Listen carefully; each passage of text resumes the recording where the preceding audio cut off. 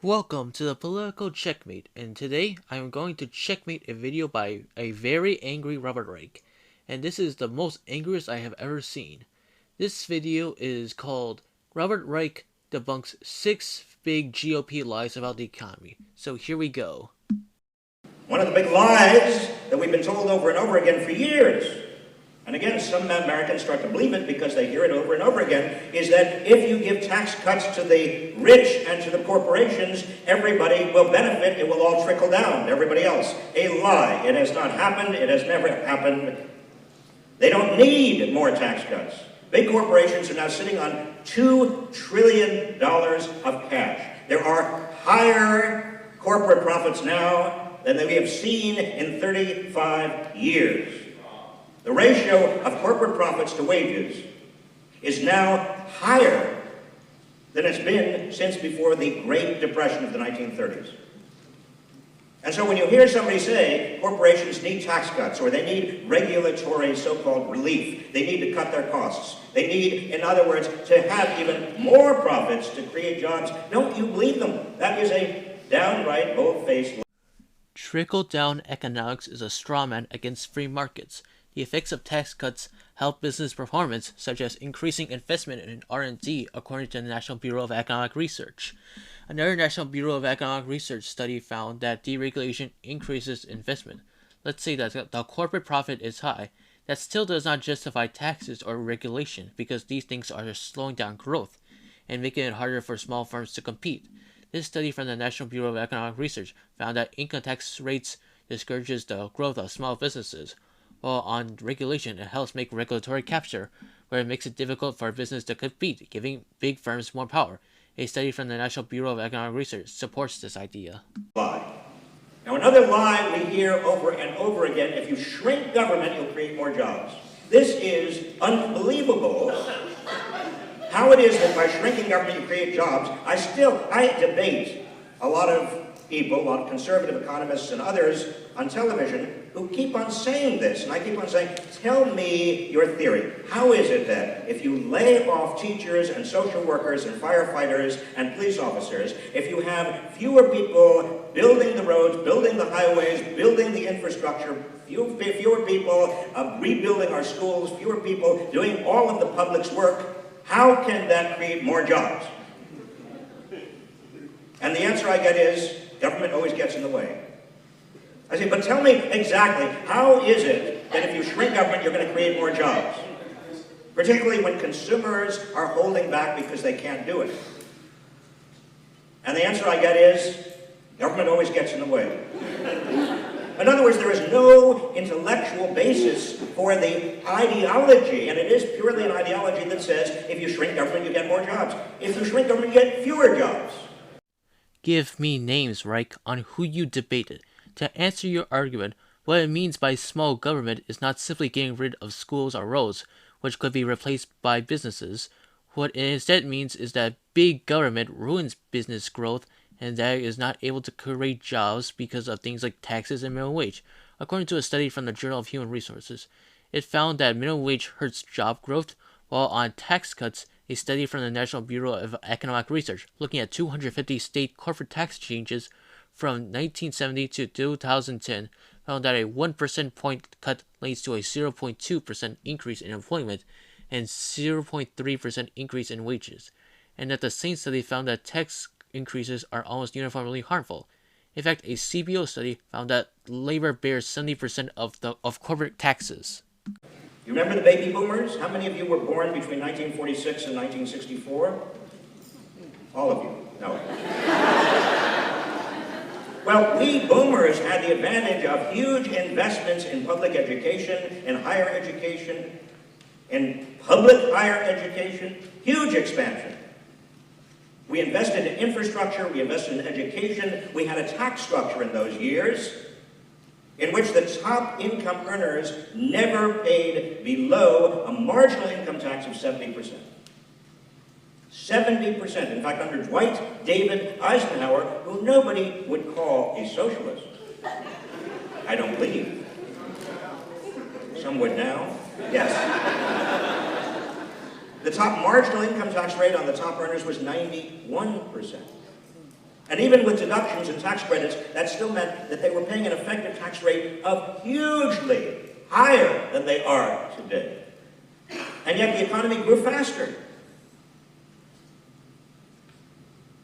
That lie about trickle-down, the lie that we must not tax the rich because that would deter them from working hard and investing in creating jobs, is nothing but a bald-faced lie based on ideology rather than facts.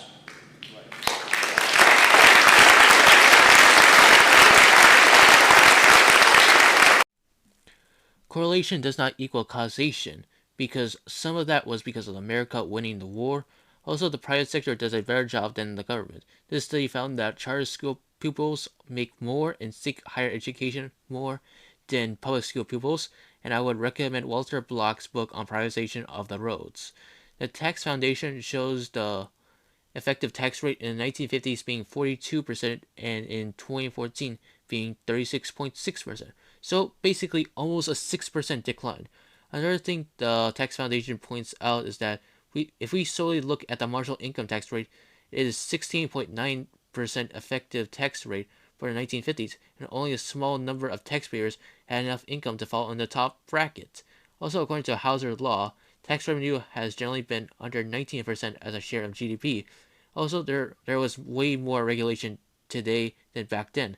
A study doing a cost-benefit analysis of regulation from 1949 to 2011 found that if we did not add any more regulation, GDP would have been $53.9 trillion. Don't forget, there was also the gold standard.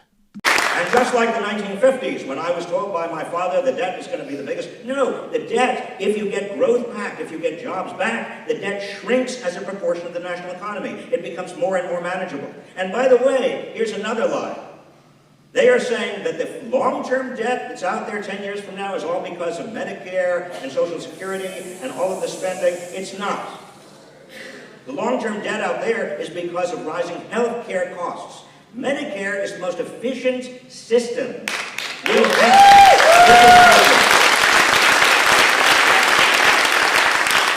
The administrative costs of Medicare are so tiny relative to private insurance that what we really need, if we want to get Medicare and medical costs down in the future, is Medicare for all.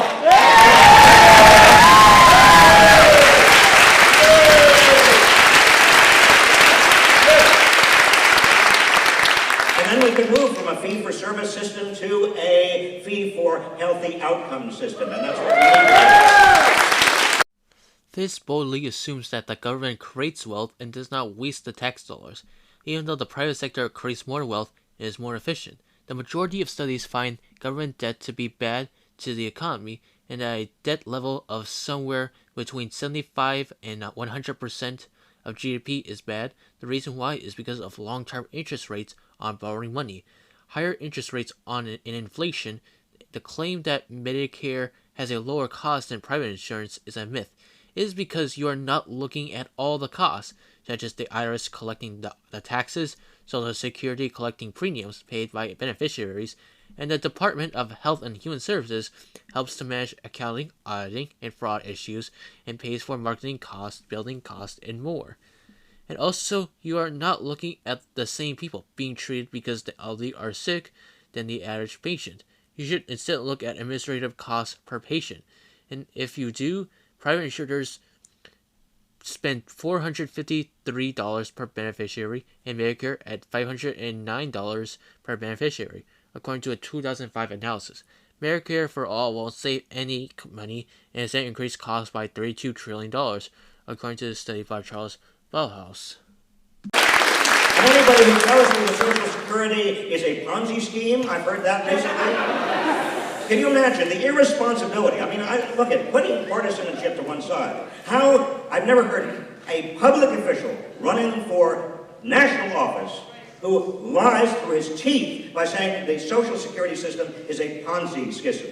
I was a trustee of the Social Security Trust Fund. I know exactly what the actuaries project For the next 26 years, Social Security is purely solvent, completely solvent, there's no problem. Beyond 26 years, the only reason there is a problem with potentially being able to pay out everything Social Security owes beyond 26 years, you know why? Because of raging inequality, because so much money has gone to the top that the proportion of income subjected to Social Security taxes is not going to be enough. And that's why the easiest, most direct response to post 26 years from now is to raise the cap on the proportion of income.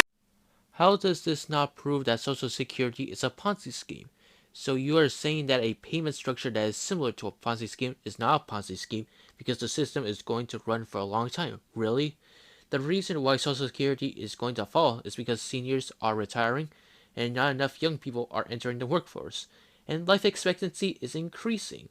Getting rid of the cap will not work. The reason is because of the demographics, and the rich would avoid taxes by shifting their money into investments. The greatest enemy we have is mass cynicism. Yes. When people really get to the point where they think nothing can be done, the other side wins. That's what they want, by the way. That's what they want. They want government because it is starved for money, because it is going to be underfunded, all the regulatory agencies. They want government at all levels to function so badly that people say, oh, well, government can't work. Told you. And they also want politics to be so bad and so paralyzed that most Americans say, nothing can be done. I'm going to give up on our democracy. They win. Don't allow cynicism to affect our body politic. Don't allow cynicism to affect your neighbors or friends or anybody. Citation needed. And what are you talking about regulatory agencies underfunded? They're literally growing according to the George Washington University.